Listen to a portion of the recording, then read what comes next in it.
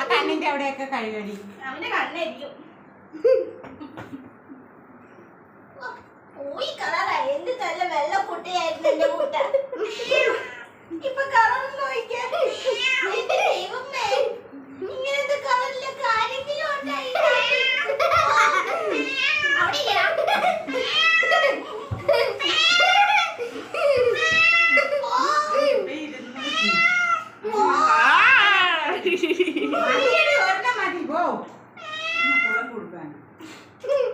കുറച്ച് വെള്ളക്കുറ ഒഴിച്ചു